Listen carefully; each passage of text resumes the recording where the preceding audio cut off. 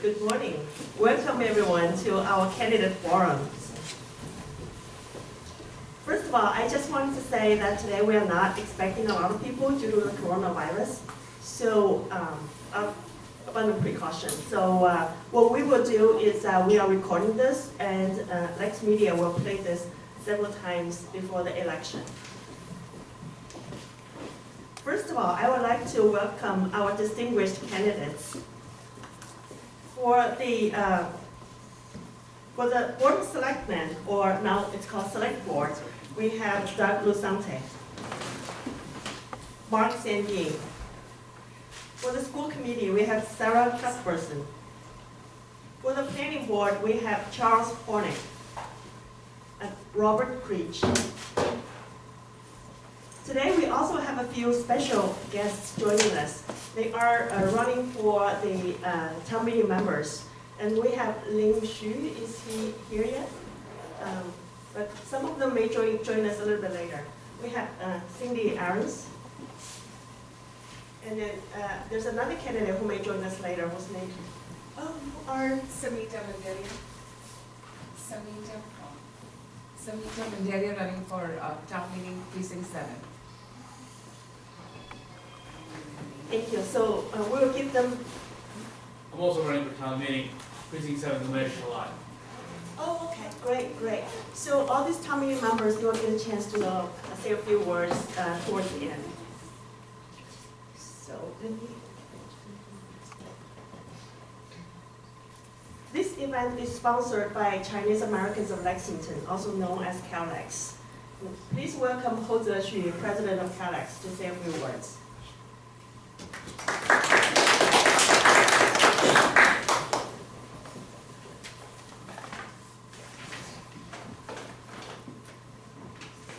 Thank you, Helen. Good morning, everyone. Thank you all candidates for coming to meet the community. Thank you all for taking the time to join the meeting. My name is Ho Zexu, co-president of CALex. CALex is a 501c3 nonprofit organization. It was formed in October 2017. Our mission is to encourage participation in public and community services and promote civic engagement. The organization has done many things in the past year by organizing events, collaboration, and participation. We organized many events last year, including 2019 Chinese New Year party, the candidate forum like this one, the school orientation talk, the town meeting member introduction seminar, and series of education seminars. One thing to highlight is we initiated a donation campaign to celebrate 150th anniversary of Carey Memorial Library. And the community families donated $4,600 in total. We collaborated with other organizations. For example, we co-hosted the Fun Math Talk presented by Professor Lowe of CMU, who is also the national coach of the United States Math Olympiad team. We work with Peking University Alumni Association of New England to co-host an outdoor barbecue gathering. We work with Department of Lexington Human Services to promote domestic violence awareness. We participated in many events such as Patriot Day Parade, the Discovery Day, and the 4th of July activities, and Lexington Lions Club's Thanksgiving meal program. Last summer, a team of over 20 community members created a free online guide called Living in Lexington to make it easier for new residents to assimilate into our community. Last October, we joined other Chinese American communities to oppose H. 2681, a state bill to desegregate people based on ethnicity or ancestors' country of origin, despite what generation they are.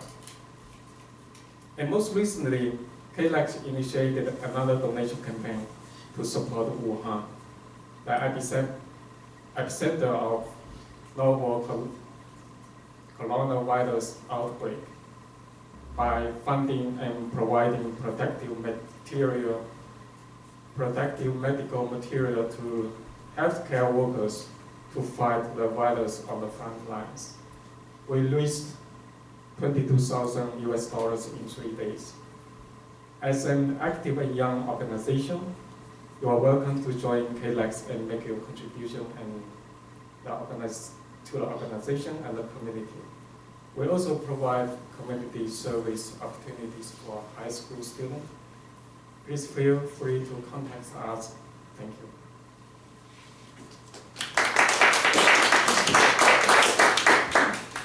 Thank you for not just for the speech, but also for the amount of time that he has spent and many of the volunteers spent to run the organization. So for today's agenda, we have already done a meet and greet, and then we're going to move on to the next section is Q&A with the candidates. And then after that, we will invite the TMM candidates to say a few words, and then we'll open up to the audience. So let's move on. The first question is self-introduction. So we're just going to go around. There's one mic over there. We're going to just move around. So, good morning. My name is Bob Creech. I live on Grimes Road in Lexington. I'm on the planning board now. I ran 3 years ago for the first time, and I'm running again, of course. Let's see, my degree is in mathematics. I have lived in Europe for 8 years, so I have worked and lived in a foreign language environment, so I understand to some degree how it is for you. My wife is Dutch. She's a naturalized citizen, and we have 2 children. Both of them went through the Lexington Middle School and High School. And my work background is in information systems and business process design. And so I like numbers. I like to explain what's happening through numbers. And let's see, I grew up just south of Boston and Quincy. Sums up my whole life. My name is Charles Hornig. I am running for planning board, and I'm also running for town meeting in precinct 2. I grew up in Lexington. I raised my own family here. I moved back after I finished college and raised my own family here, so I have very deep roots in this community. I've also always valued the feeling that someone who lives here should contribute in service to the community. So I've been involved in town government in various ways for a long time now, as a town meeting member in Precinct 8, where I used to live. I was on the Capital Expenditures Committee, so I have a great familiarity with town finance. Aside from being on the planning board, I'm currently a member of the Community Preservation Committee and the School Master Plan Advisory Committee, so I'm still involved in various aspects of what's going on in Lexington. The bigger question is, why am I running again for a 6th term on the planning board, which is an awful lot of them. And it's really because there's some things that I really want to finish up that I started some years ago. For those of you who don't know, we've had some problems recently in the planning department in the town with staff turnover, and a lot of things that I'd intended to do in the last few years got derailed by that. I want to finish them up, so it's like one more term just to finish it up, and I'll let you all go. But I really do have some things that I'll talk about later that I want to finish. So thank you.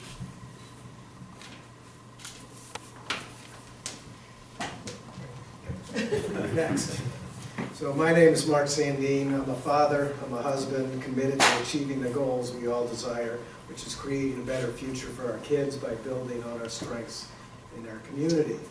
I love big challenges. I love finding win-win-win solutions for everybody. And I believe that working locally with an engaged community is the best way we can make a difference, a meaningful difference in this world. I love Lexington because we're a diverse and welcoming community. We're committed to excellence in education. We're committed to fiscal responsibility.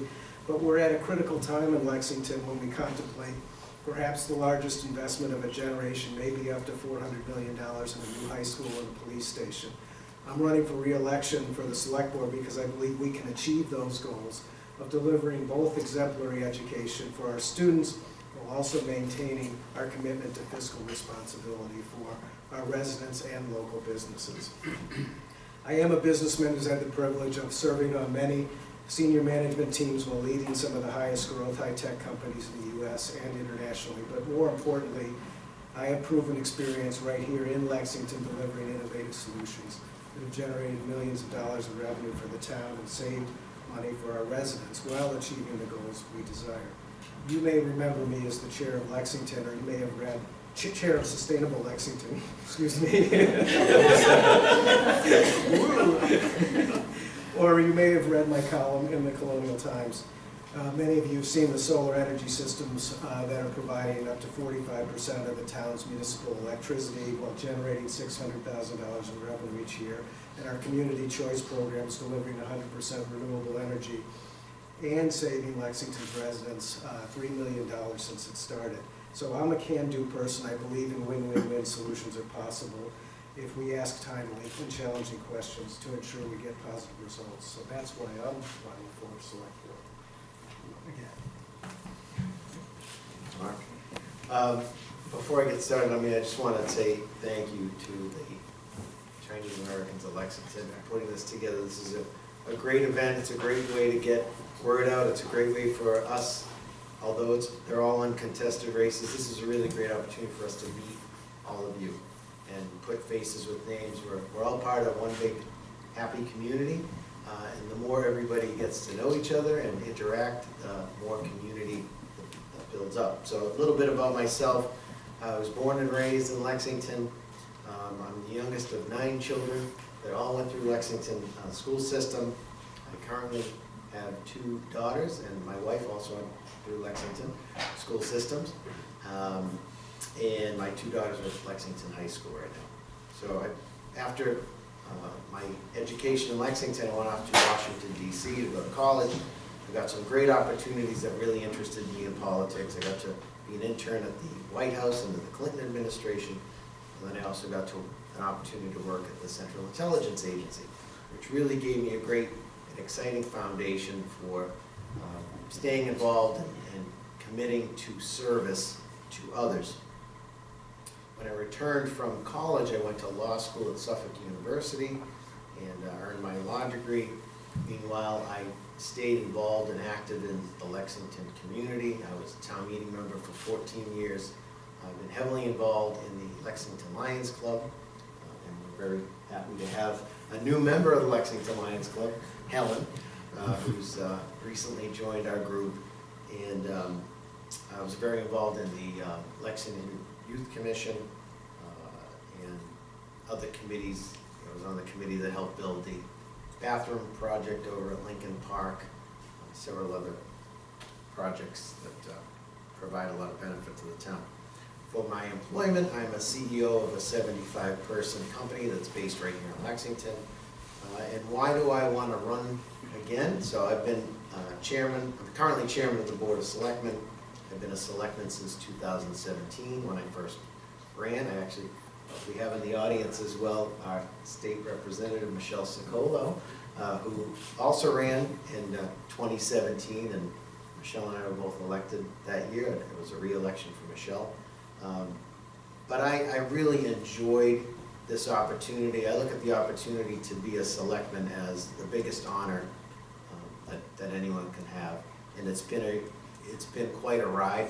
It's been a great learning process, and we have a lot more work to do, as Mark alluded to. We have a lot of big initiatives, and we have a lot of big things coming down the road, and what we need to do is prepare.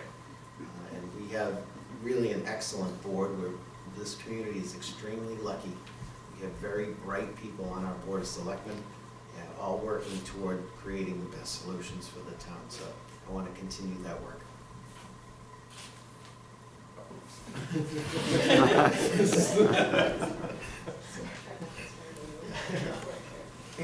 And he has flexibility.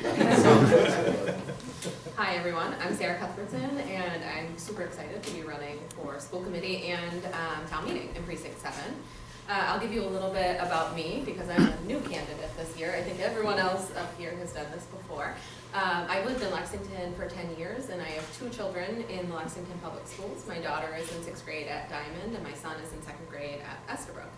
I was a teacher before we moved to Lexington and took some time off with my children, and when my daughter started kindergarten at Estabrook, you know, I really started to miss it a lot. So I jumped in with volunteering with the PTO. I eventually served a 2-year term as president at Estabrook, and currently I serve as the chair of the district-wide PTA-PTO President's Council, which has just been a fantastic experience to collaborate with everyone across town, all of the schools, and I get to work with Dr. Hackett and current school committee members on that as well.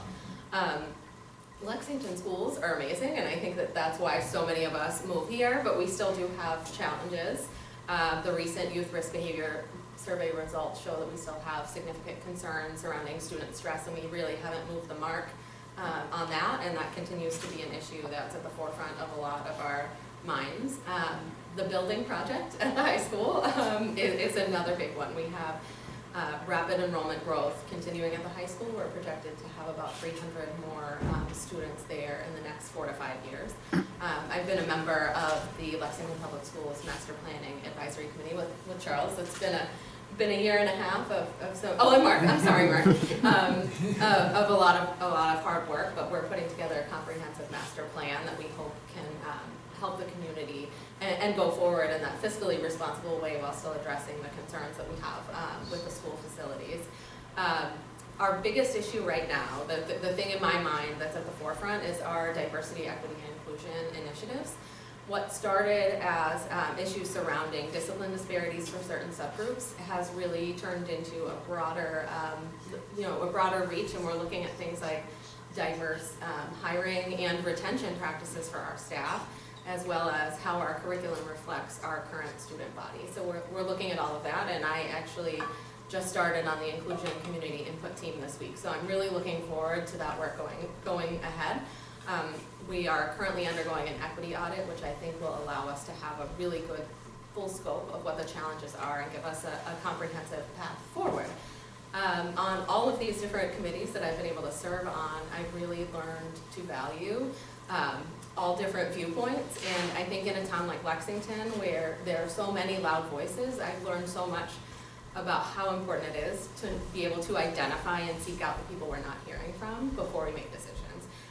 And so that's something that I truly value, and a lot of the work that I've done across the community is really trying to hear from everyone and get everyone involved in the schools. So I'm looking forward to jumping right in. I think I will be ready to get to work starting in March, and I hope to have your support.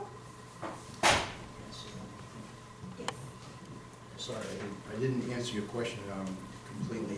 Why am I running? The planning board is a steep learning curve. I didn't know much at all when I started, and after 3 years now I know something, and I think I'm in a much better position to contribute. And I think 3 years is a little bit short, 6 years is a little bit long, but those are my choices. So I did think about it, thought about not running, but that's the reason I'm running. I can contribute better in the next 3 years. What we're going to do is we're going to switch the microphone. I don't have the wireless one. The only thing is that the wireless one is not as powerful, so you need to speak a little louder, all candidates. So before we move on to the second question, I would like to invite Representative Michelle Ciccolo to say a few words.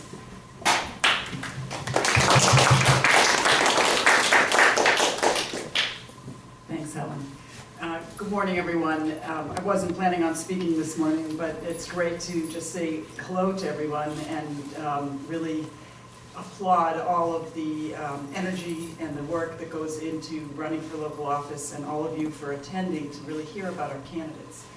More so than what goes on at the state or federal level, the local officials really have the most impact and the most profound involvement and outcomes of how your local community is managed. You feel the effects of the decisions these folks will be making on behalf of our community. So it's really important to stay engaged and to come to these types of sessions. And I'm really thrilled, on a year that we don't have a lot of contested races, to see everybody in the audience. And I think that the work that CALex is doing is incredibly important for our community and helps to encourage people to have the courage to run, to participate on boards and committees.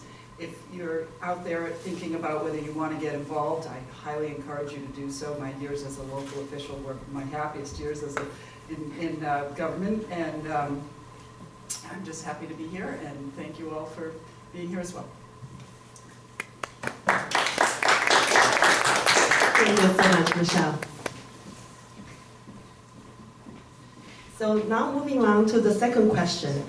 In light of the projected budget shortfall in the school system as presented by Dr. Hackett, Superintendent of Lexington Public Schools recently, what do you think is the right balance between support the school and control the property tax burden to ensure that Lexington has a sustainable financial development in the future? So we can just go from here to there and then come back. Whoever. You want to comment on it? Yeah. Okay, sure. So I don't have children in the school system. I'm not paying as much attention as you are to the budget. I get a property tax bill and I pay it. But I notice it's going up, and I'm very concerned about property taxes in Lexington. I have friends who live in other towns with the school system. They have children who get an education. They pay much, much lower property taxes. However, we have very good services in Lexington, so that's part of it. I think when we talk about the new high school, I think we really have to come up with some new ideas. The number being mentioned now is $350 million, and that's an awful lot of money. I think we're going to have to find a way to get a good education and spend less money per student. I don't have an answer for that, but I am worried about where this leads us with average property taxes really being, in my mind, too high. And I've heard that from not just my next door neighbors, but also from the Chinese community as well. They're also very concerned about property taxes, and a tax of $20,000 has been mentioned as just terribly and too high. Yeah, I'm actually surprised that it's taken this long for this problem to come back. And when I had started in town government, we were having the same sorts of problems where there was a small, limited pot of money, and there was a lot of fighting over it, really. And I don't think that's the whole answer, is trying to decide, well, do we care about schools? Do we care about fire? Do we care about paving roads or plowing roads?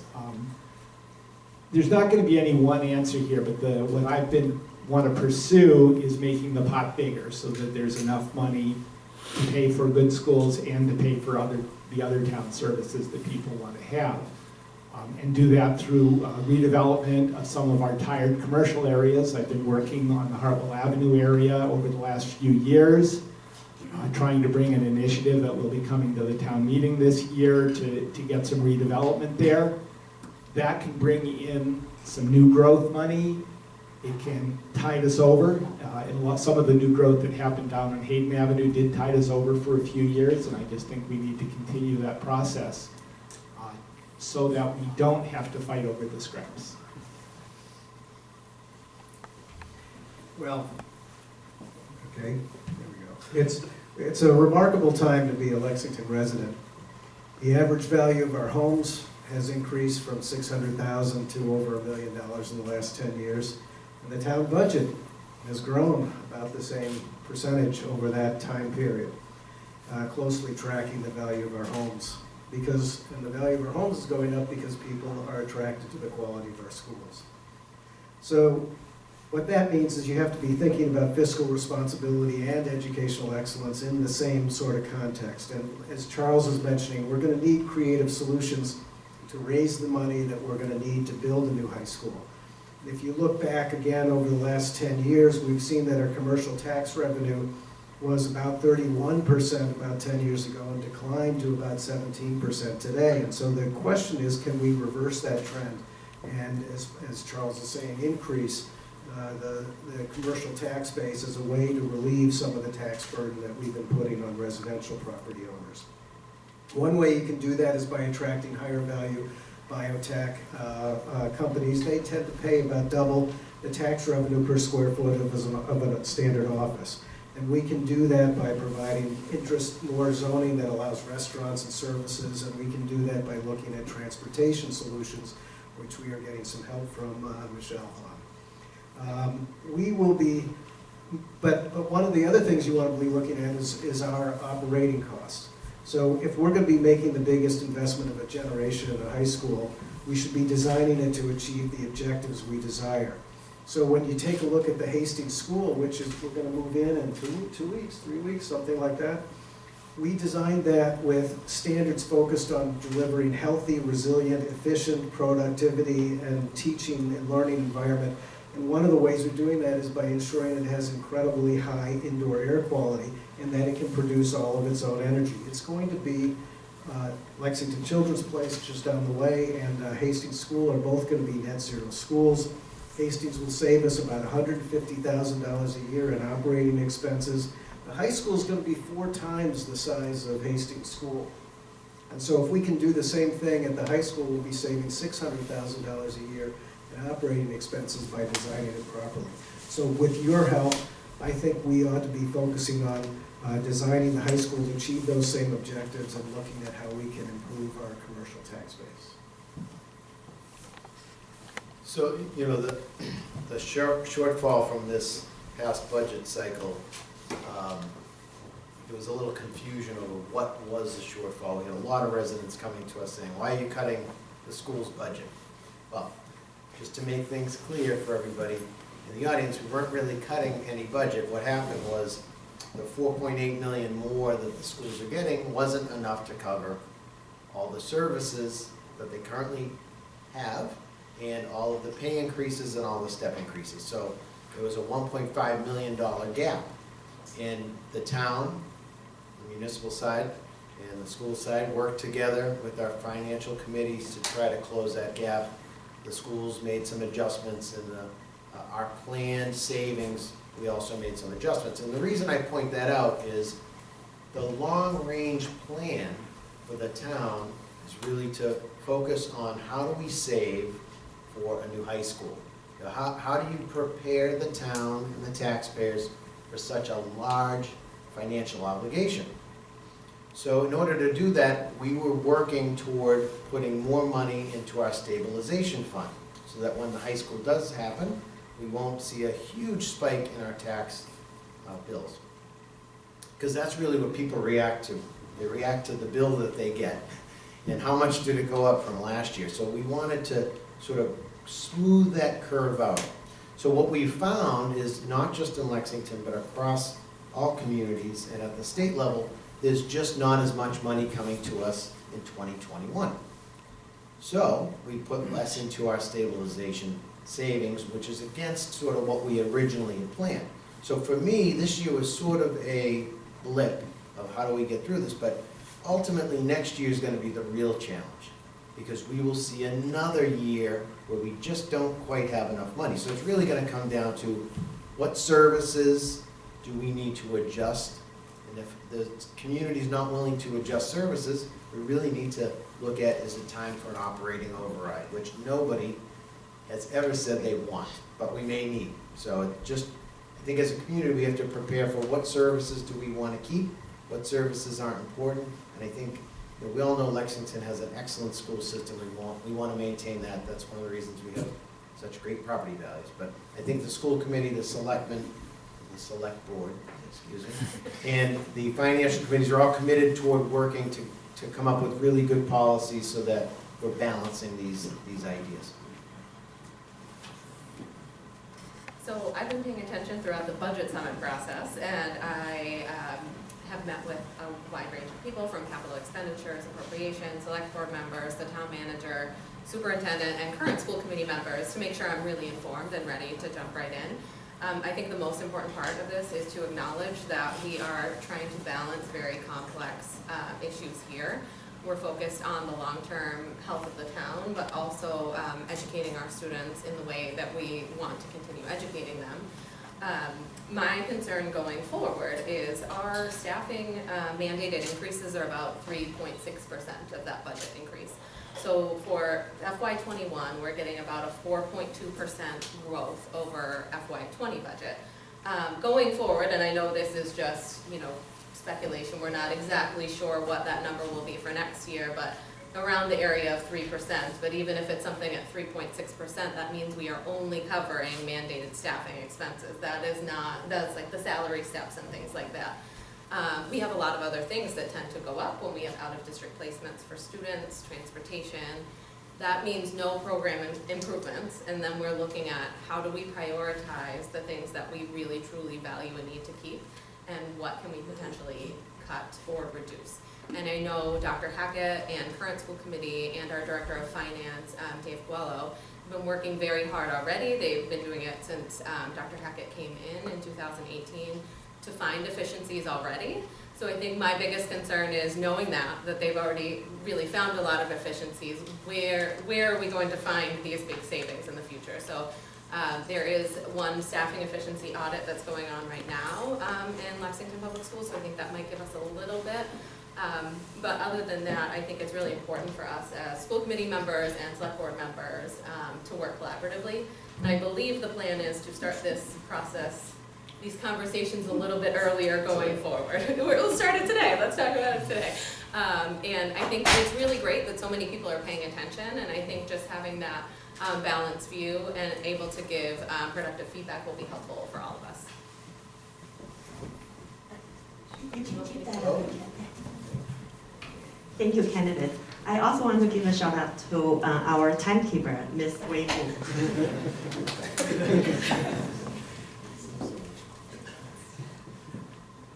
Now, moving on to the next question. What is your opinion on high-density housing development to the town overall?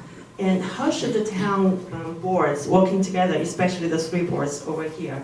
I'm especially interested in hearing from the planning board and how much emphasis do you put on when you review high-density development projects? How much emphasis do you put on the financial impact of the school enrollment? I'll start from the school committee perspective. We don't weigh in on how it impacts the schools. We are here to serve all students coming into Lexington.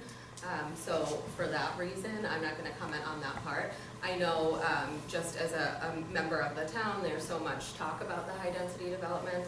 And I think, the planning board, they have to implement the bylaws that we pass as a town. So if this is something that people think we need to look at, I would encourage people to get involved. Do we need to amend bylaws? Those are always the questions that are coming up. So housing is a huge concern for the entire state. There's not enough housing stock for the need. And what we're finding ourselves is every community has to look at ways to increase the housing density. But with housing density comes the T word, traffic. And everyone gravitates toward how are we going to deal with the traffic with density. So what it really comes down to is creating opportunities for projects that we want, projects that are needed, but may not have the same impact. So fairly recently, town meeting, we on Watertown Street, we passed a development that is for assisted living. And those types of developments have a lot of people living there, but they don't create a lot of round-trip traffic. They also don't create a lot of school-age children. But they're also very revenue positive for the town. So those types of projects, we should be looking at encouraging when developers come to us for opportunities. we've learned from other development projects in the past that, what is projected isn't always what we end up with. And I think we do see stress and pressure on the school system, but as Sarah said, we have to sort of take a step back and say, well, we have to take the children. You can't say, you have to stay home. So we as a community need to embrace development, but embrace smart development. And, I think working together is the key, and that includes the whole community, all the neighborhoods. We recently had a proposed development on Emerson Garden Road. That was, in one of the original communications from the Chinese Americans in Lexington, and that project ended up going away because the proponents of that project decided, the community really didn't want a high-density apartment-type complex in that area. So, it's really working with the neighborhoods, working with the planning board, and really having sort of community conversations about what do we want in our neighborhoods or what do we not want in our neighborhoods. So we're all committed toward that conversation. So how should the town work together for a solution? So last year, the community was concerned about Grove Street and 186 Bedford Street. We had a lot of conversations in this forum. And as Doug mentioned, we were talking about Waterstone Bridges, the project the year before that. And this year we've been talking about 840 Emerson Gardens. And with each one of these topics, we hear from the neighbors, we hear from the affordable housing advocates, we hear from folks who are concerned about preserving the character of Lexington, we hear about traffic concerns, we hear about Lexington residents who would like to move to a senior-friendly place to live when they retire and not move out of town. We hear from developers who are saying we need clarity in the process. We hear from the planning staff that says our zoning laws guide the decision-making process that we have to follow. And with each one of these projects, we see these competing interests arguing with each other over and over and over again, and that's not healthy for the community. What I'd like to see and what the board has set for its goals for the coming year is, as Doug mentioned, we start a community conversation about what it is that we desire as Lexington residents. And then we need to have another different conversation, and leave this to the planning board, about how that can be implemented into our zoning. So I participated in the Getting to Net Zero Emissions Task Force, and one of the members of that task force was a internationally recognized architect who was an expert on suburban transformations, and he suggested maybe we ought to be looking at form-based zoning. And what form-based zoning means for people who are not planning experts is you have that community conversation about what you want, and you say, that's the form we'd like. Is that walkable? Is that street shopping and restaurants? What's our tree cover? What do our buildings look like? And we start that discussion possibly on Hartwell Ave by looking at how we revitalize Hartwell Ave. So I think the most important part of this is that we all work together and have that participate in that community conversation that Doug was just mentioning. In terms of housing policy, the thing I want to start with is diversity. It's another aspect of diversity from the one we'll be talking about later. We need to have a lot of different kinds of housing in town for a lot of different kinds of people who are in a lot of different kinds of situations. And the way I look at it is we should be a community where there's a place that my mother could live, where there's a place that I can live, where there's a place that my daughter could live with her family. And there we're talking about a family of 5 living on a U.S. Army major salary, so it's not someone who could live in Lexington right now. And that means we're going to need different kinds of housing. Right now we're producing lots and lots of $2 million single-family houses that there are people that those serve, but there are a lot of people who are being left behind there. And we need to provide other opportunities. There's a committee, the selectmen have a subcommittee that's working on this now, and I do have some hope that they're going to produce something at some point. As we move forward. The Emerson Gardens project, for example, went away as a high-density project. It's come back as a townhouse project, which is going to be sort of disappointing in a way, because producing $1 million townhouse units, while it's better than $2 million houses, it isn't a lot better, and we still need the diversity.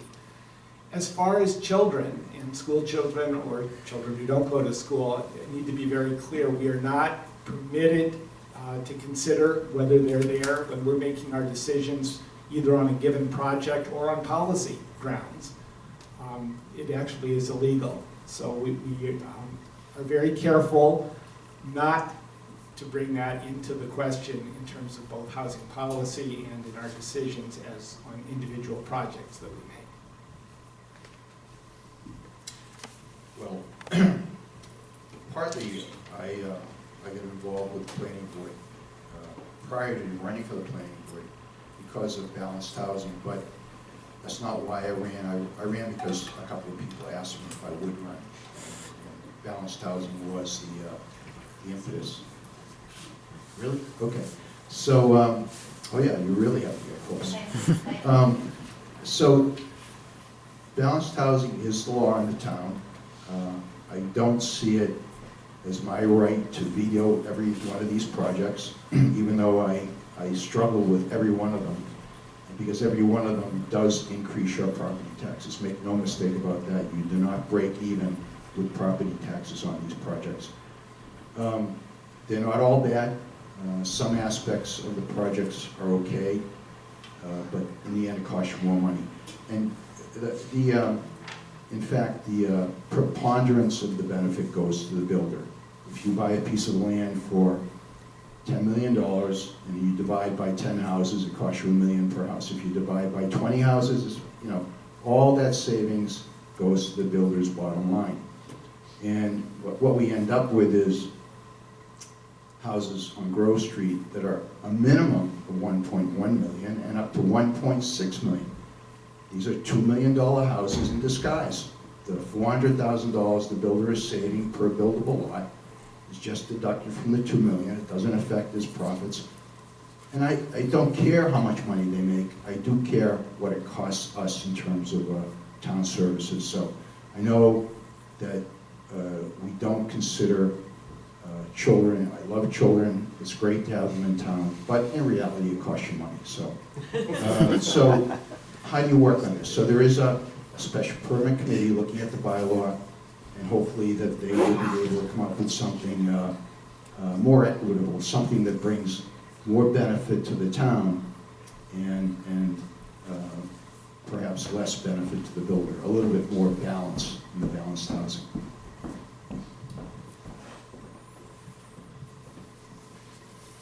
So our next question, what are your thoughts on how to balance protecting the environment and economic development?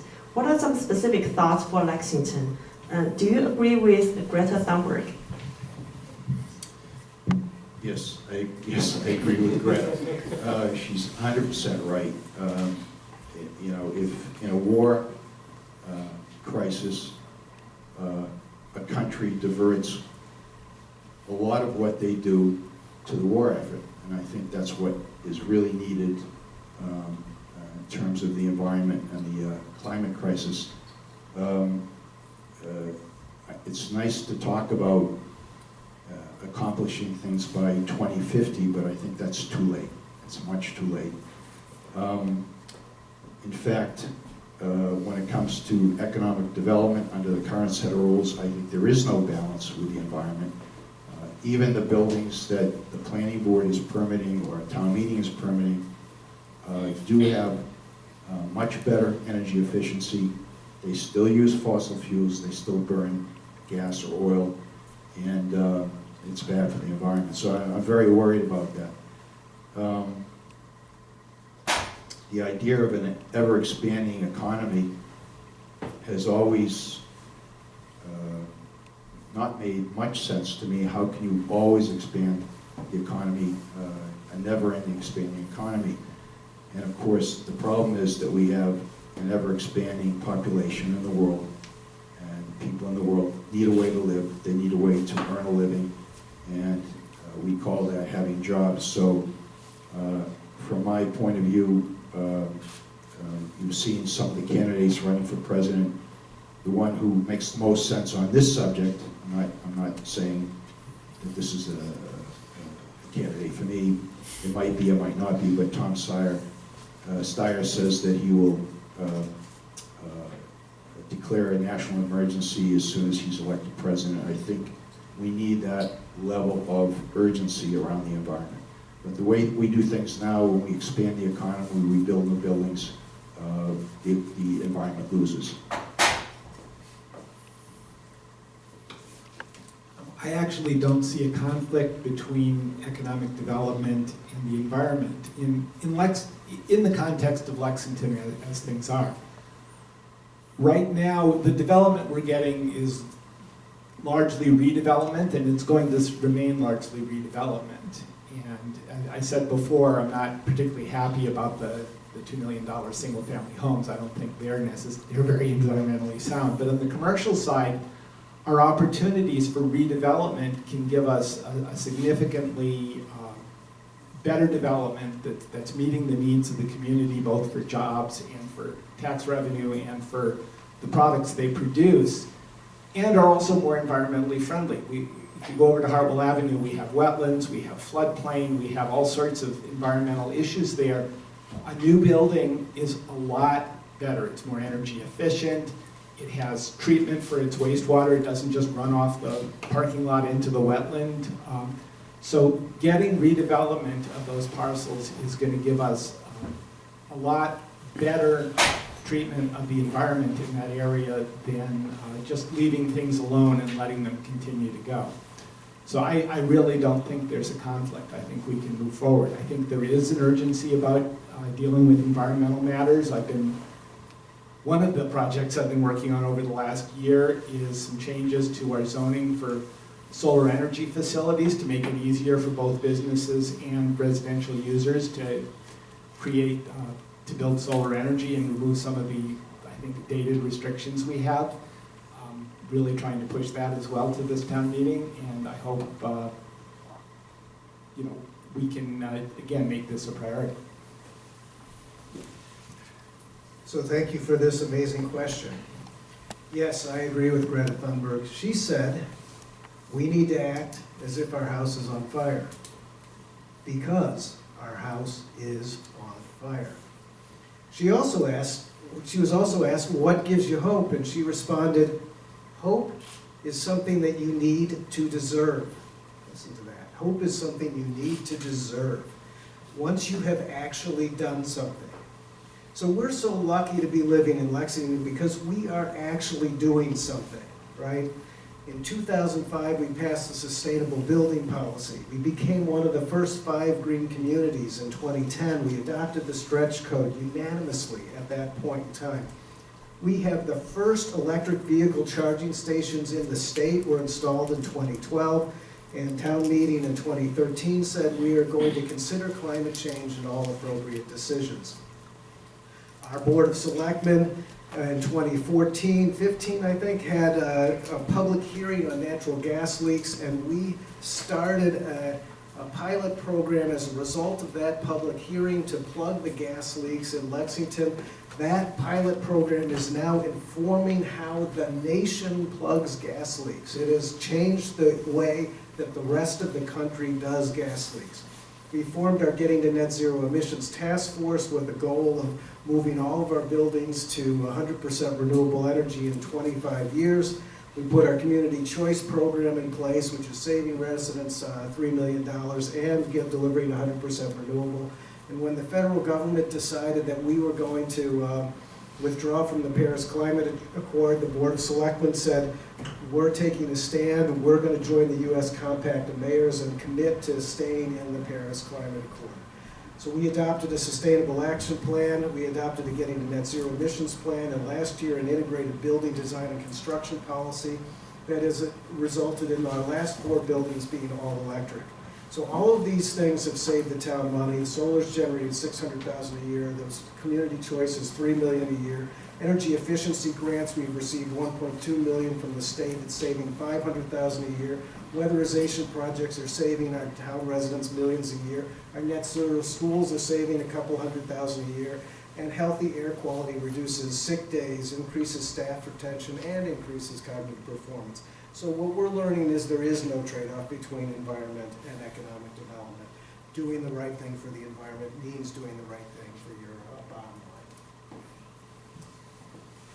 I don't want to repeat everything that Charles and Mark just said, because it will sound a little repetitive, but I think this is, I'll just take a moment to mention how lucky we are again as a board to have, Mark's a really talented and smart guy when it comes to this stuff, and other stuff too. But Mark, really has pushed for these initiatives over these many years, and that the town really has benefited from having a sustainability committee, and a very active sustainability committee, and have folks on the planning board like Charles and Bob as well, that are looking for solutions in how do we balance the economic development and how do we balance that against the environment. And we really do have some great policies in town.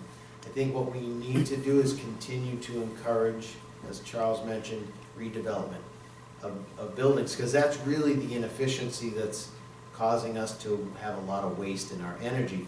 So in my own experience, I own a commercial property in Lexington where I had my business. We did an entire gut and redo of a 22,000 square foot building. And it's all electric. My bill went from X to half, and it was really just because we were being more efficient. We were using the right materials, using updated windows. So I think as a town, we have to encourage this redevelopment, and you do that by pushing, policies that allow folks to want to redevelop. Hartwell is really a huge opportunity for us, and I believe that if you encourage the right development, you'll have individual property owners that want to work with you. They want to put a trail to a nature path, or put solar panels on their roof or in their parking lots. They really want to do that. They want to be a contributing member of our community and keep it healthy. So, and on the students and Greta, I think one of the great outcomes of Greta was that our own students in Lexington have been pushing for speaking up. And it's really great. This year in town meeting, we have a warrant article for a climate emergency, which is sponsored by a group of high school students. I think they're mostly freshmen and sophomores, and it's really encouraging to see our young people get involved and take a stance. Well, that allows me to transition seamlessly into what I was going to say. They all spoke to the town-wide policies that are in place. It's just been amazing how much progress has been made in a short amount of time. So I wanted to share a little bit about what I've seen on the school side. So I was PTO president in 2015, and part of that involved some advocacy for composting, a composting pilot to take place at more schools. I think it was happening in pockets, but we had switched to compostable trays, but really had nowhere to compost them, so they were all going into the trash. So I did advocate to the previous superintendent, and they were able to approve the pilot, and now we have composting in some capacity at all Lexington schools. I am looking out at one of our fearless LPS Green Team leaders to make sure I'm saying everything right. I volunteer at Diamond with the Green Team, and that's been pretty interesting to watch the kids. And part of it is we now have student volunteers, and they come over, and I think every time, these are new volunteers, I'm gonna have to tell them what to do. And the kids, especially the kids who came from the schools that had them, I know the Estabrook students, they come in and they say, we've been doing this for years. We know how to do it. You don't have to tell me where to put my hummus. Funny story, I actually got coated with hummus the other day, but it was worth it. I think initiatives like these start with a small group of dedicated volunteers, but are now starting to be integrated into townwide and also LPS policy. And I know there are some new things that will be coming up, and there are things that will be requested in our already tight and tightening by the day budget. So I think it's really important to be focused on that, because we will realize some long-term savings if we switch to some of these greener initiatives. I know they put a dishwasher in the new Hastings, which is wonderful. So they'll be using reusable trays, and they're going to be able to wash them on site, which will save a lot too. I know that we divert a ton of food waste, and now there's a pilot at Diamond that's a food recovery program that just started, and that's been wonderful to see so far. And the students are already catching on with, these are my unopened carrots, I'm going to go put them in the refrigerator so they can be given to someone else. And I think starting so young is going to make them really productive. They're already wonderful, productive community members in Lexington, but I think someday, hopefully, they will be far ahead of us in terms of developing policy. Thank you, Kenneth. So our next question.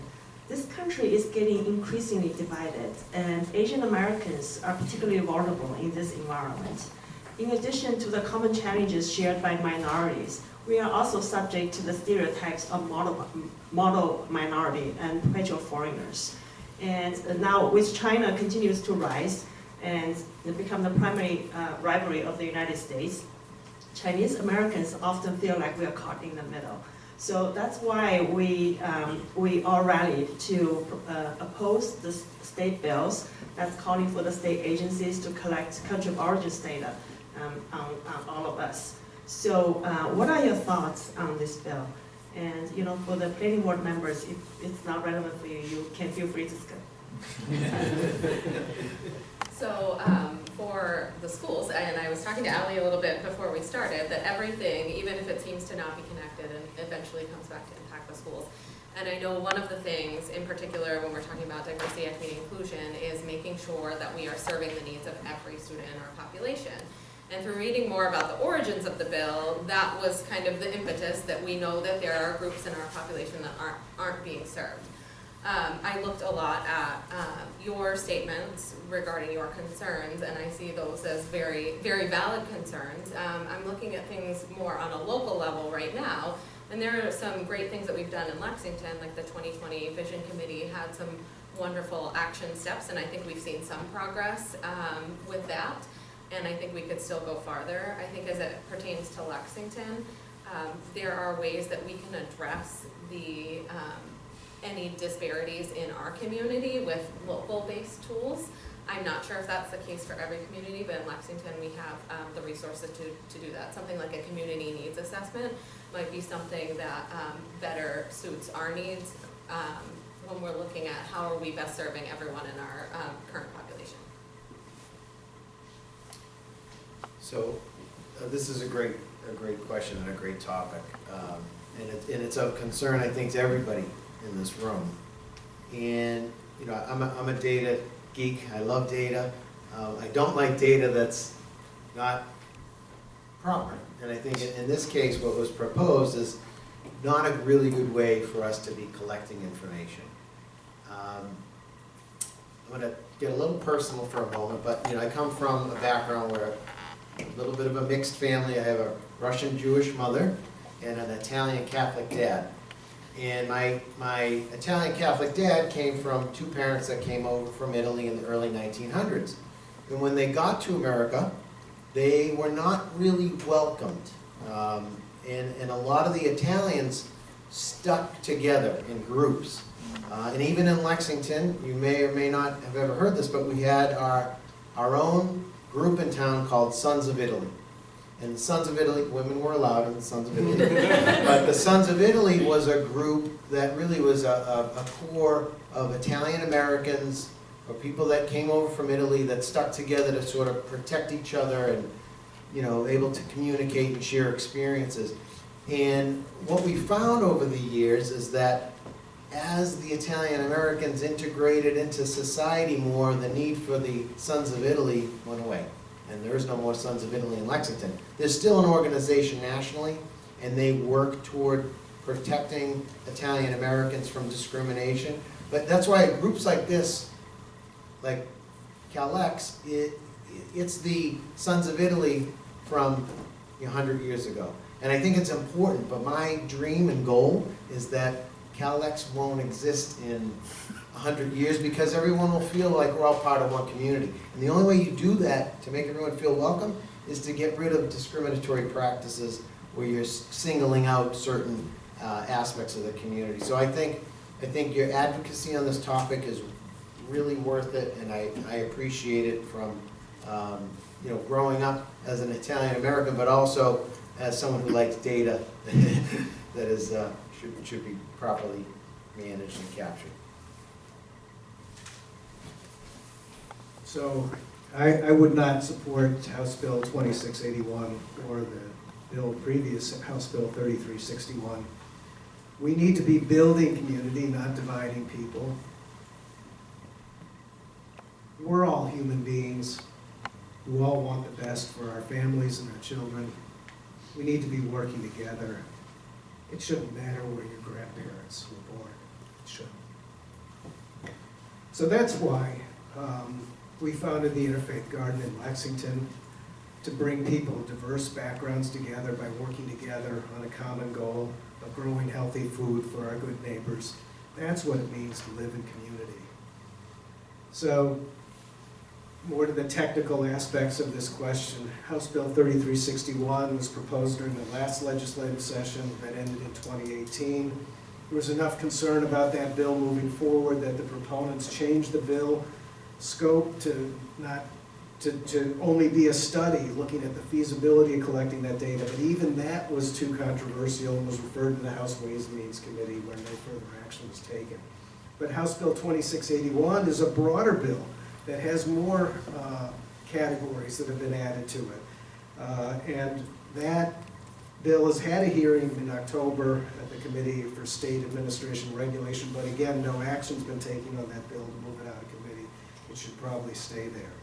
But perhaps the most important answer for a local official is that the Board of Selectmen chose several years ago to only provide aggregate data for our own 2020 survey, and I see no reason to change that policy for any future surveys the town is taking.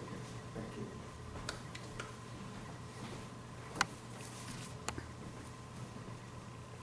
you. First of all, just to be clear, as far as I know, the planning department doesn't collect any sort of self-identified ethnicity information from our applicants. And the H2681, even if it were passed, as I understand it, wouldn't affect the town. So this is all pretty abstract from my point of view. I think it's a difficult question. Where I come down to is agreeing with some of my colleagues up here. You should only collect ethnicity information, even self-identified ethnicity information like this, if it's needed. And if it's not needed, you shouldn't collect it at all. Because we don't really need to know whether, we often don't need to know whether you're Chinese American or even whether you're Asian American. Again, I'm a person that the census would consider white. My ethnic heritage is German and English, but I don't really identify as any of those things because I grew up in Lexington, in a diverse community, and don't really tie into any of those things. But I also don't want to criticize anyone who does want to identify with a particular ethnic group. So some people will, some people won't. The government generally should stay out of it, but sometimes it might matter. And I don't see a big harm in asking someone for some information as long as it's clear that they don't have to provide it. So I did call Mr. Chan's office yesterday, and I spoke with his assistant. We spoke for about 10 minutes. I did express your concern to her, and in the end, I asked her name just so I know who I spoke with. And since she didn't have an accent, I didn't realize I was speaking with an Asian woman. So if you don't see somebody, you don't know it. As I understand the bill from what I read, they want to collect an enormous amount of detailed information. Instead of saying Pacific Islander, they want to know Hawaiian, Samoan. They want to know, instead of Asian, they want to know Chinese, Indian, Vietnamese, Cambodian, and so on. And if you then spread that to the Middle East, you'd be getting into Turkish, Israeli, Yemeni. So it just seems to me to be too much data. I don't see the use of it. I do believe the intent is okay.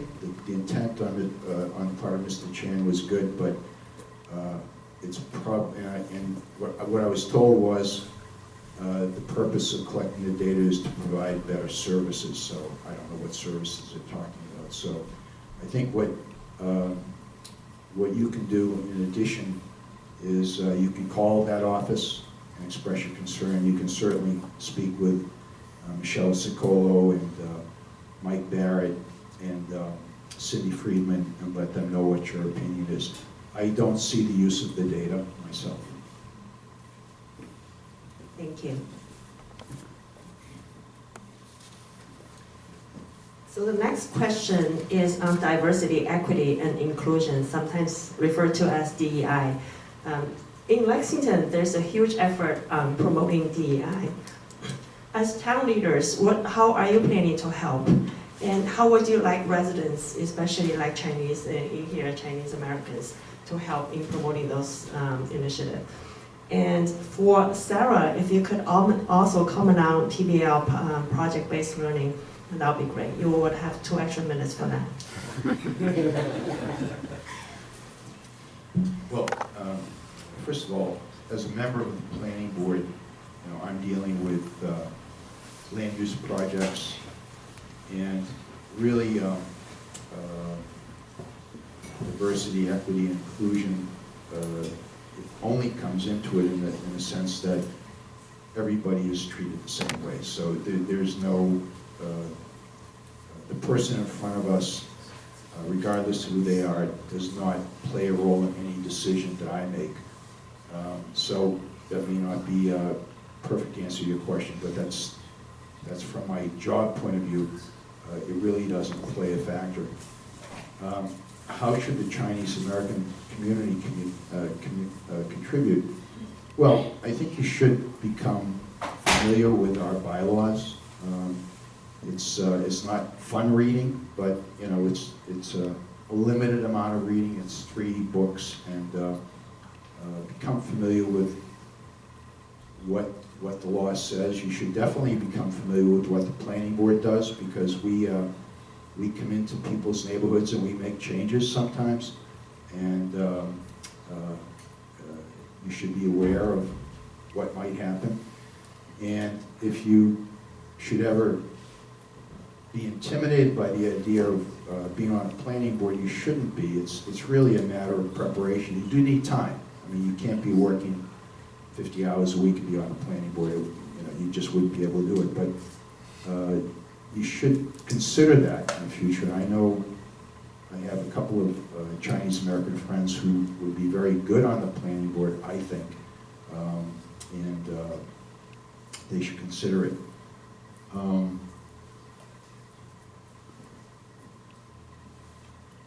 think that's it. Just be aware of what the planning board is up to, because we make changes in people's neighborhoods, and it's important for you to know what is possible in your neighborhood.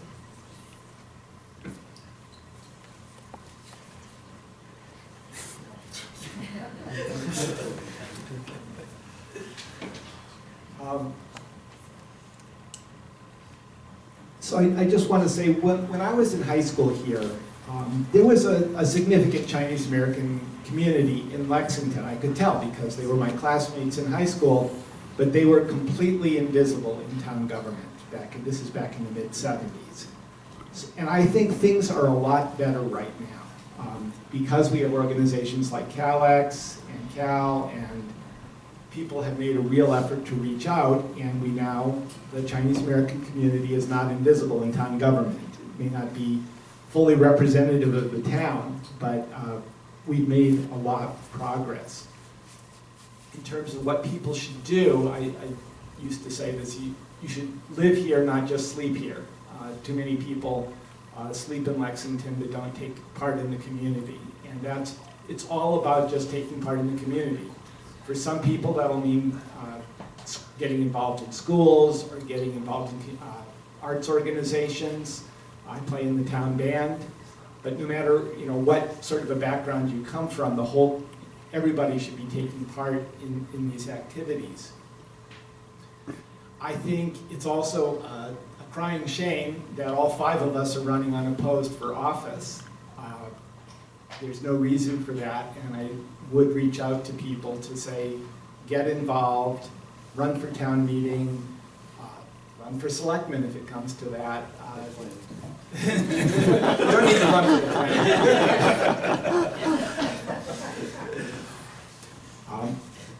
Lexington's town government isn't representative of the town as a whole right now, but it's better. And it could be more representative, but it's going to take people like you reaching out and getting involved to make that happen. We can't make it happen for you. So, last question first. What can the Chinese American community do to contribute? CALex running this forum is one of the best things you can do, and asking these questions about diversity, equity, and inclusion, and getting your elected leaders to say we are committed to that, and we are. Every person in Lexington deserves to feel welcome and included and safe, and we will continue to work to ensure everyone feels that sense of belonging and full membership in Lexington, and that Lexington embraces diversity, promotes mutual understanding, and addresses equity and inclusion in all of our policies and procedures. We should be asking each time policy comes up, how can we better serve the needs of every resident and create a more accepting and inclusive tomorrow? Unfortunately, not everybody in Lexington feels that they are included or welcome or safe, and we need to be doing more to ensure that every member of our community is treated fairly and justly. I support the school committee's recently launched call to action on diversity. Sarah's going to talk a lot more about that. On the municipal side, we must ensure that our hiring and interviewing process represents the diversity of our community. I embrace the town staff's effort to provide language translation supports for residents who English may not be their first language. So the Board of Selectmen has made it one of our high top priority goals for the coming next 2 years to address these issues. So how can Lexington better serve the needs of all of our residents? We need, a good way would be by asking that question every day and ensuring that all the voices in town are heard in that conversation. So again, how can the Chinese American community contribute? I would suggest inviting diverse groups to work together towards achieving our common goals. That's how you build relationships with people working together to build community. So I really look at this as a three-pronged solution. First is really on hiring of town staff, and we have made some progress on hiring more diverse candidates in town departments, but I think there's still more work that needs to be done, and the board has continued to push in our recent goals, as Mark mentioned, looking at resources and ways we can outreach to the communities that are more diverse so we can pull candidates in. I think when you do the same recruiting techniques over and over, you get the same candidates, so we need to be a little bit more proactive in reaching out. The second prong is really about our own boards and committees. So our board is committed to taking a complete reevaluation of all our boards and committees. We really appreciate all the time and energy and effort that people have put into our boards and committees over years, but there's no expiration of many of the terms. So we have people that are sitting on committees for decades. We appreciate their service, but it doesn't give folks an opportunity to step up and get involved. So we really are taking a step back, saying how many committees do we have, how many do we need, how diverse are the folks in the committees, and what can we do proactively to maybe bring in some new folks. And then I really think the third element is community groups. I think as town leaders we have an obligation to encourage community groups to intermingle. I'm really proud, I mentioned this earlier, but Helen Yang has just recently become a member of the Lexington Lions Club. And it's, for the most part, a very white group of people.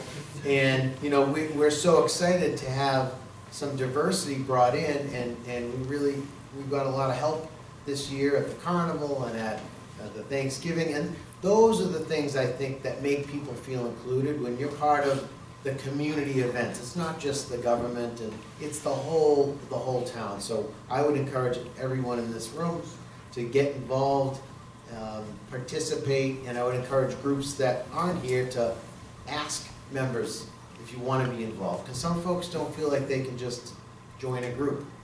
They feel like they need to be asked. But I know all the groups want any help they can get. So I think that's really the path forward. So piggybacking on what Mr. Lucente was saying, the schools are also looking at their hiring practices right now. We have seen some positive change. There was an update at the January 21st school committee meeting, and there's a chart there that shows how our diversity and our staffing has changed. We're also looking at how we retain staff too, because we don't want just diversity on the surface to say that we have it. We know that people bring many different thoughts and ideas and philosophies with them. And I've learned through my years of involvement with the PTOs, we responded to the call in the 2020 Vision Committee in 2015, I believe, to really attempt to diversify our PTO board. But we realized when we did that, that meant challenging the way we had done things before. And we still, in our PPC group, that's all the PTA and PTO presidents, we are still having these conversations about, if your membership is down, is your group really representing your school community? And that doesn't mean, can we check this box? That means truly engaging everyone in every single level of the decision-making process, whether it's something like how we schedule events or who we include in our international nights and things like that, to things like school district policy, which really should involve the community.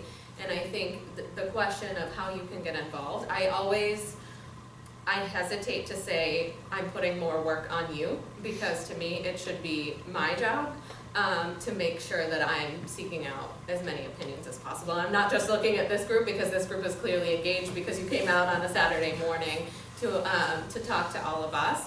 But I think the most important thing for you is to really don't hold back with your opinions, because even though sometimes it's hard if you feel like you might be the only one who's opposing this initiative or has concerns about this, it really is important.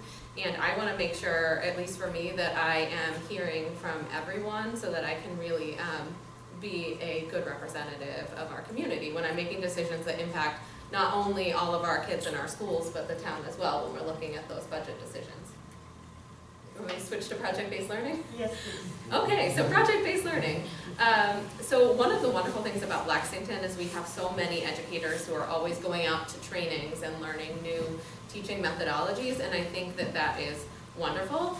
Project-based learning is one thing that has been used in a couple pockets here and there, and it really is a research-based way, especially in the areas of STEM, to have kids become more engaged with the material and hands-on, and there are research-based benefits there. I don't think anyone in the school system is suggesting that we transition to a complete project-based learning model. I think it's one methodology in addition to everything else we've traditionally used that could be used for one unit here or there to kind of supplement the learning. I know there was a big project at Diamond last year, and I actually did talk to a couple parents because I saw this question come up about how their children's experiences were, because I know the concerns when you're doing projects, group projects especially. I was one of the kids that was always the one doing all of the work, and then I had people take the credit.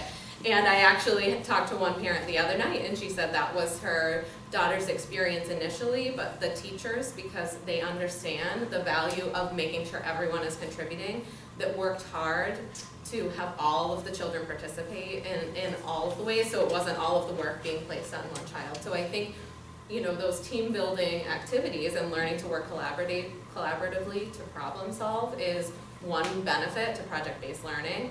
I think the most important thing as a school committee and on the administration side is to make sure we are supporting the educators, to make sure they're fully trained before they come in and implement new things. I think it's wonderful that we do that, but we want to make sure also that we're looking at the data both before and after to make sure that it's something that is effective here and that we're implementing it effectively in Lexington. Thank you. Now our last question.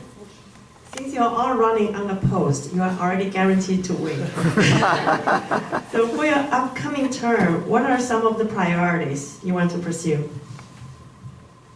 So the most important thing to me is the diversity, equity, and inclusion work. It's been something that has been talked about for 10 years, and I'm really excited that the diversity, equity, inclusion, our call to action paper that was published in October, I believe, of 2018. And if you haven't looked at it, it's on the district website. I would suggest you look. That is really giving a focus to the work. The equity audit that's underway right right now. There was an update on January 21st. There's supposed to be another update on Tuesday night at the school committee meeting. I think now having more data collection that's happening is really going to start focusing that work. And I know how important it is to engage the community in this process, but to also have it be focused, because I know in Lexington we have so many big initiatives and we put a lot of work into them up front, and then sometimes they fall apart, or something has a lot of promise and then it doesn't go anywhere. And I will say with both the strategic plan and the diversity, equity, inclusion paper and that work, it seems to really be crystallizing into actual plans that hopefully will lead us to action steps within the next few months that we can really take in and make some meaningful changes in the school system. So to me, that is the biggest thing. Also the high school. I would love to see a new high school for our students. We have to be extremely mindful of how we go about this process and make sure that we're really being fiscally responsible. And I believe the school district is already acting as good stewards of our financial resources, but I want to make sure we continue in that direction, and I'm really excited to get started. So there's a few key initiatives I'd love to see in the next term. One is really how do we prepare for the future?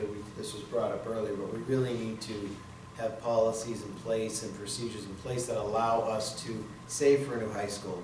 And I really would love to see this police station redevelopment happen.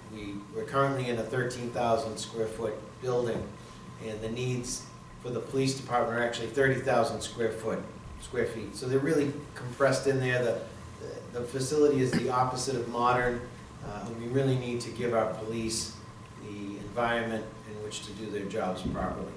So I really would love to see those two projects happen, but those come with a price tag. So preparing financially for those is super important. One of the best ways we can reduce the pressure on the taxpayers, or residential taxpayers, is to really increase our commercial tax base. And one of the ways we do that, one of the areas we've identified is the Hartwell Ave area. It's one potential area where we can increase the commercial revenue to the town, and that's going to take zoning changes. It's going to take encouraging the right type of development. It's going to take transportation solutions that work for everyone. So those types of initiatives, and the other would be a lot of folks are struggling to stay here that were here in the 70s. They raised their families. And that's a lot what we hear from older residents is that they want to stay in Lexington. They want to die here, but they're feeling the pressure of the taxes. So we, a couple of years ago, started looking at a residential exemption program. The committees that looked at it decided this really wasn't for us, but they proposed some other solutions that we should look into. So I'm really excited to look into those other solutions. Perhaps it's age-based. Other communities have adopted other ways in which to give tax relief to the seniors. So I think we really need to work on that in the next 3 years as well. So I'm running for select board again because I'm committed to achieving the goals we have as a town for both educational excellence and fiscal responsibility. And achieving those goals is going to require revitalizing the desirability and property values of our commercial districts. It's going to require creating effective transportation solutions. It's going to require also taking a close look at preserving Lexington's character and ensuring that we continue to be a welcoming community for everybody. These goals are all intertwined, and we need to make significant progress in each of these areas if we want to create the future we desire. So that's why I'm running again. I love living in Lexington. I've lived here for 36 years. My wife Lisa and I have raised our children here. They benefited tremendously from the school system. We need to invest for the next generation of students. I know we can achieve our goals together and make this a better Lexington, a welcoming and inclusive Lexington, respecting the diversity of all the cultures that make us stronger together. I'm looking forward to continuing that work with your help. And I should just mention that unlike most years, the election's on Tuesday this year, Tuesday, March 3rd, not Monday. So please, come out and vote on Tuesday, March 3rd. Well, I talked a bit earlier. The thing I'm working on, main thing I'm working on right now is commercial revitalization on Hartwell Avenue. That'll be coming to town meeting this spring. But there's more to commercial revitalization than just Hartwell Avenue. So I have plenty of other work I can do over the course of the next 3 years to try to generate a little bit of income for the town, generate a few jobs, and get a better sort of development perhaps than what we have now. I'm also very interested in housing policy. Talked a bit about that earlier as well. I would love to, over time, work with the select boards, ad hoc committee that's studying that right now, and come up with some better answers. Our current housing, residential zoning, we've made it as easy as possible to do the thing we don't want, and we've made it as hard as possible to do all the kinds of housing we do want, and we need to fix that. And I think it's really important to move that forward as well. 3 things I'll mention. First of all, even though it's not enough, we will continue to press commercial applicants to build more energy efficient buildings and use fewer fossil fuels to heat and cool their buildings. So we'll continue that. Right now, it's arm twisting, it's not in writing, and maybe it should be in writing. And the applicants, it's not that they're opposed to it, they're afraid of the costs that go with it. Another thing is, I mentioned earlier that the planning board can change neighborhoods with some of our projects. So there are 2 things that I think we can do in that regard to make the residents more aware. First is something called the build-out plan, where we would look at every property in Lexington and identify what the planning board thinks could happen with that property, so that residents could look at it. And if it's near your house, if it's near your neighborhood, you would have a chance to look and say, well, this might happen near my neighborhood. And the other thing is on a system side of things. Right now, if you want to, keep your eye on the planning board, you have to look through the agenda for all of our meetings, the whole agenda, and that could take some time. If you're not sure what something is, you have to look at the agenda packet, look at the plans, and so on. I think what we should be doing is allowing people to select from categories of projects. For example, special permits. You want to know when there's a special permit project. You don't want to look at all the other agenda items. You should be able to select from a category of projects. Another one would be planned development districts, which involves rezoning. And these are our controversial projects, and you should be able to choose from categories. I brought this up a couple of years ago with the previous planning director, and I have also spoken with the current planning director, and I'll pursue that this year. Thank you, all the candidates, for your thoughtful commentaries. Let us give them a round of applause for. Please, all of us, to come out to vote for them, to show our appreciation and support for what they do for the town. And then we do have some contested elections for the races for this upcoming election. So please welcome our TMM candidates. If you could all come up here, and each of you would have 1 minute to say something to the really to the TV audience.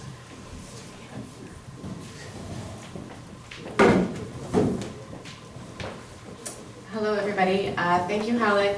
Thank you, CALex, for giving us an opportunity to say something and introduce ourselves to the community. Thank you, all of the other board and committee candidate members, for coming out and talking to us.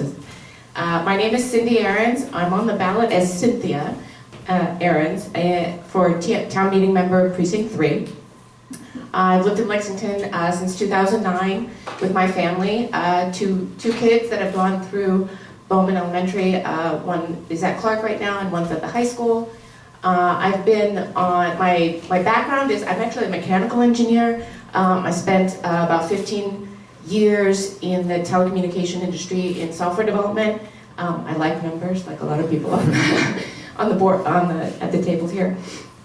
I've been on the PTA boards of Bowman. I'm on the PTO board of Clark. and I am one of the core members of LPS Green Teams, as Sarah so nicely mentioned earlier. This is my first time running for an elected position within Lexington. I'm very excited.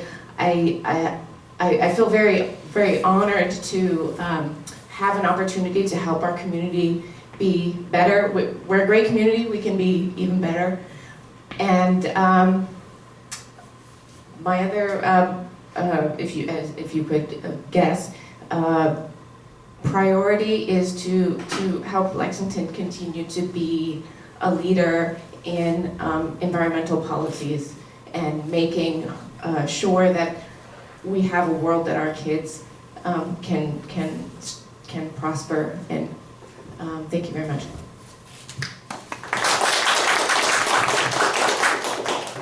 Hi everyone, thank you CALex for giving us an opportunity to talk. By way of introduction, my name is Samita Mandelia and I'm running for town meeting member for Precinct 7. I have been living in Lexington for more than 10 years and I live with my husband, my daughter who's a junior year at LHS, my son, 11 years, who's at Diamond Middle School, and my 4-year-old Labradoodle dog. I've been consistently active volunteer in Lexington community, including being a room parent for several years and assisting teachers, being on the PTO board where I successfully raised funds for the Estabrook school community.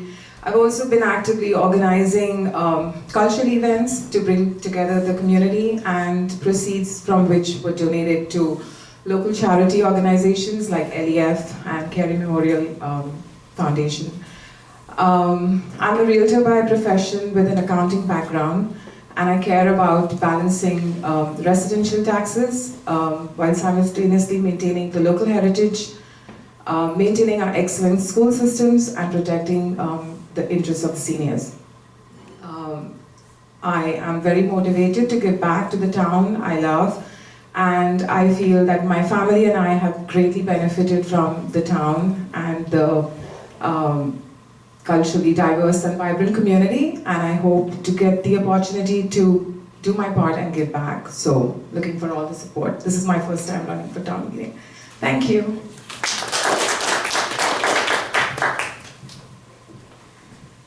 Good morning.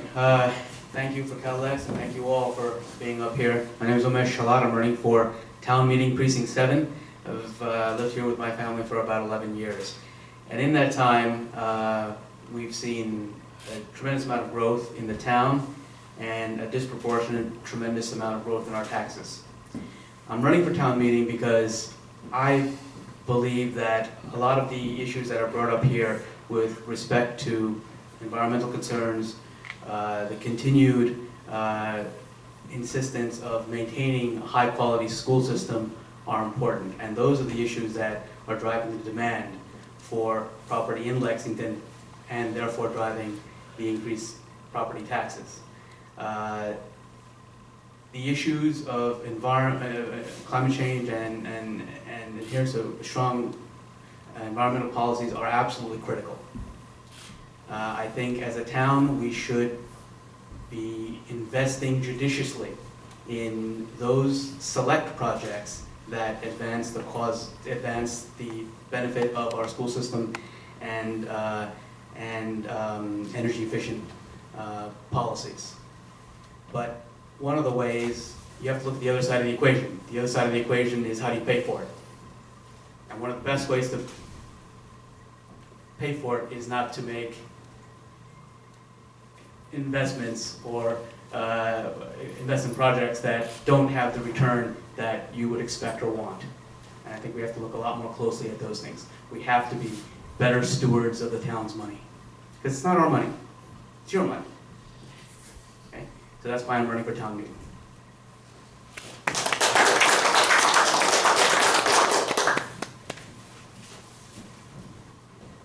Good morning, I'm Rena Malashevsky. I am very happy to be here this morning, first to hear all of the wonderful plans and aspirations from the panel, and also to be able to come up and let you know why I'm running for town meeting this year. I have lived in Lexington for 39 years. I lived my first 18 here growing up, and then left the town and came back in 2001 with my husband, and we have lived on Concord Ave for 18 years. I came to Lexington as an adult for the same reasons that my parents did: the school system, the diversity, the involvement that residents have in the town, and the investment that our community members and attachment to the town have. I am a director of the South Lexington Civics Association, also known as SLCA, and my work as a member of SLCA and as a director of SLCA has been to make sure that we know what proposals are coming into our neighborhood and into our community overall, and what impact they may have on our residents, our property values, our quality of life.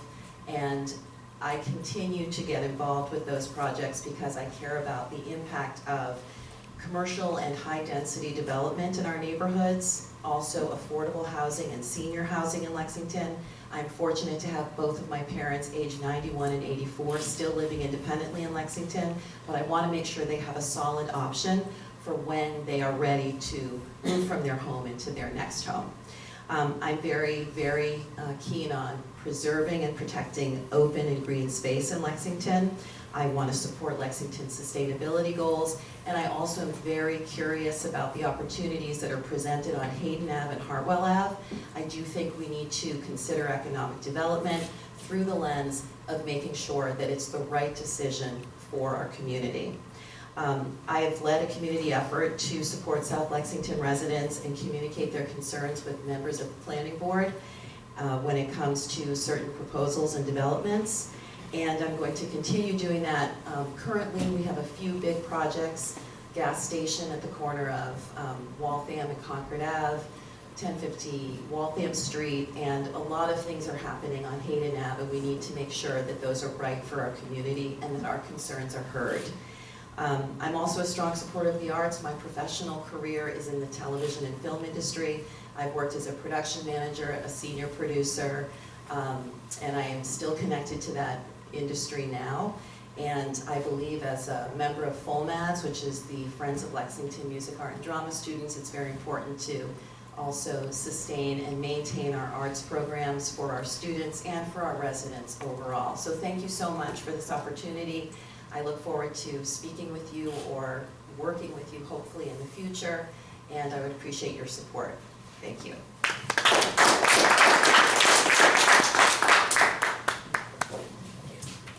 Good morning. I'm not prepared for this 1 minute. So,